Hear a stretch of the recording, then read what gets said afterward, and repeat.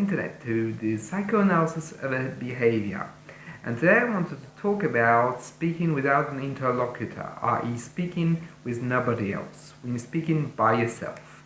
And I wanted to basically go through the multiple layers of what can happen when you're speaking to yourself. And I wanted to do this because often, and I feel that that's one of the big limits of modern psychology, is that we ascribe one behavior to one specific case scenario. My goal here is to present multiple scenarios to show that one behavior does not equate a symptom or a psychopathology, that it's very different, and what is important is the subjective experience. So I'm going to analyze talking with nobody else, or talking by oneself, through three lenses. First is the daily life, second is in autism, and thirdly is in schizophrenia, or at least in states of psychosis where delusions are present. So let's start with daily life. So this is only my observations based on my clinical practice and my lived experience, but often what happens is that when we speak without an interlocutor in everyday life, what we're doing is we're speaking to ourselves. It's as if we were having an inner dialogue, but externalized. For example, if I say things like out loud, like, oh, where did I leave my keys? What I'm asking is, I'm asking a question to myself. And in that moment, I'm not expecting an answer from anyone else, right? But I'm verbalizing it because, A, it helps me focus on what I'm doing. It helps me basically be anchored in the present. I am asking myself something and I am therefore present in the moment. It also helps to refocus on what we're doing. Where is my keys? Or I shouldn't, let's say, or another example, I should not have done this. Basically what you're saying is that you're reflecting. So it's a self-reflection that is so very important because it helps us understand ourselves.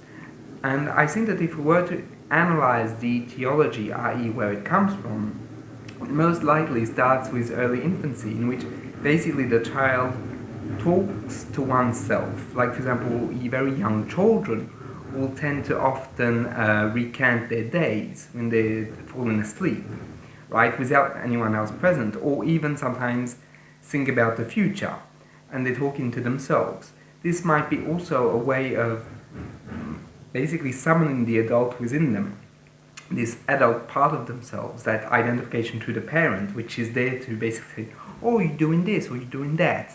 And when we're adults, I think it's a callback, unconscious and very intense callback to our childhood, where basically we will always verbalize what we were doing.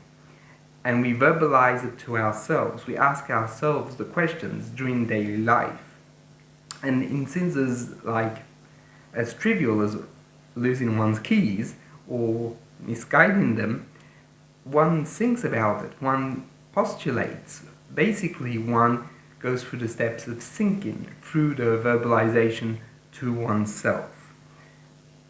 So basically, this is pretty much it for the daily occurrences. The other two forms of speech without the interlocutor are going to be more oriented towards psychopathology. However, and this is important, I am not saying that the two next levels cannot have the daily life. I think everyone has a daily life to some extent or another, right, in their lives. What I'm going to say is that, however, the next levels are more specific. So let's continue with autism. So sometimes autistic individuals can speak without an interlocutor. What is happening at that moment is that they are verbalizing something. So it's not necessarily something that has meaning within the context. For example, let's say someone is speaking to the autistic person might say, sorry, tomorrow married. And it has no correlation to what one was speaking about, but the person is going to say it. The person will even say it alone, like, sorry, I'm getting married, let's say. Sorry, I'm getting married. Sorry, I'm getting married. That in itself is what is called a stereotypy or idiosyncrasy. The words "I am getting married" all have a special meaning for the autistic individual, which is not necessarily known or not consciously known by the autistic person. But that way of speaking is self-soothing. It creates a form of containment where the individual, in a way, feels what basically the throat when they're pronouncing it. They sometimes have even games on how to pronounce it or what exactly to pinpoint, what to accentuate, or even what to be lighter on, meaning that they can change tones in the sentence. The sentence is there almost as a little ritual in which the individual knows what's going to happen when they say it. And they often, sometimes when they say things like that, they'll often laugh afterwards because there is something that they find entertaining in this. Like, in a way, they perhaps imitating, but also recreating something that they like through that action of stereotypy. It can also be there when the person, the autistic individual, is experiencing anxiety, because in that moment of anxiety, the stereotypy is going to be able to soothe, to be like, oh, it's okay, at least I know that, at least I know, and I can control that, and I can control even the tone, the level of the voice, and so on and so forth. So therefore I have control, and that's okay, that's reassuring. It's something I master, and I can say, and I can repeat again and again and again until I'm bored. And often autistic people aren't bored of talking by themselves. They really like it, and it's something that's very touching when you see them talk to themselves, because in a way, it's a way, at least how I see it from the outside, is a way of playing with themselves, playing with their voices, playing with the intonations, playing with social constructs, or sometimes even repeating what has been said to them because they find it funny. They can also repeat it because they need to process it, right? So they're repeating. The stereotype being something that they will repeat outside of the context.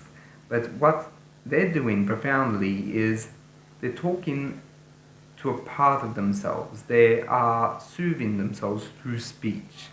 And I found that to be very interesting. And it's a hypothesis that I really like in regards autism. Now, for the last level, is talking about oneself in delusion. So, in this case, it's very peculiar because it's not necessarily outside of context per se, but the person can be all very aggressive or basically have a sort of dialogue, but you only see one part. This is because often what is happening is that, for example, in schizophrenia, the individual is hearing voices. These voices are experienced as real. They are real perception. There's something that's added to reality. It's as if someone was talking to them and they are answering those voices. So you can't, of course, hear that dialogue.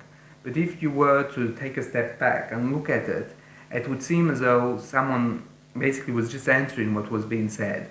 And when, for example, schizophrenics become aggressive and start insulting, like if there's no one there or it's not addressed to another person, it is because often the voices themselves are insulting them, harassing them, belittling them.